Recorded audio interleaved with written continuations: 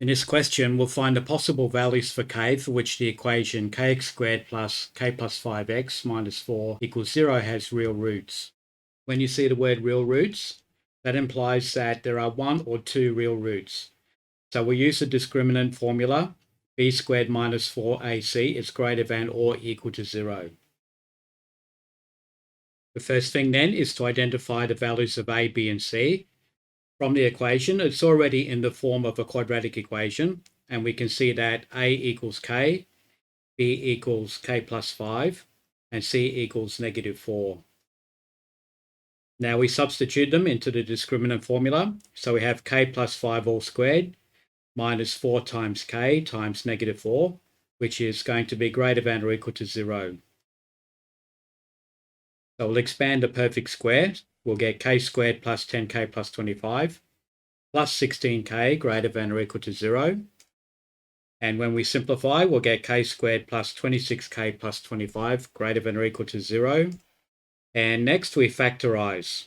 We'll have k plus 1 as the first factor and k plus 25 as the second factor. Now we have a quadratic inequality we need to solve.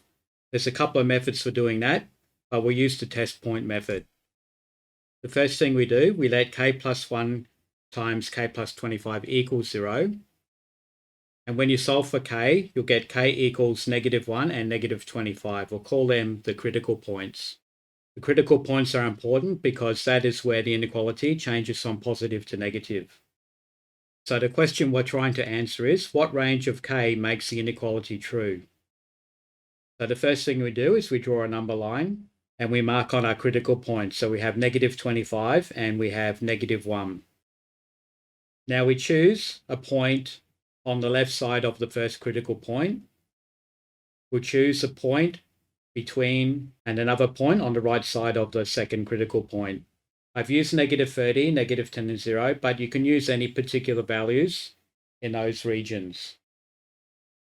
What we do now is we substitute each of those values into the inequality, and then we see whether the value is positive or negative. You'll note that we are looking for values which are greater than 0, so we're looking for positive values. When we substitute k equals negative 30 to the inequality, we'll get a positive value. Therefore, we can say that at k equals negative 30, the inequality is true. When we substitute in k equals negative 10, we'll get a negative value. Therefore, the inequality is false. And when we substitute k equals 0, we get a positive value. Therefore, we can say it's true. The solution then is that any value less than or equal to negative 25 or greater than or equal to negative 1 is part of the solution set. Going to the right side from negative 1 or from negative 25 going to the negative direction. Negative 25 and negative 1 are also part of the solution. Thanks for watching.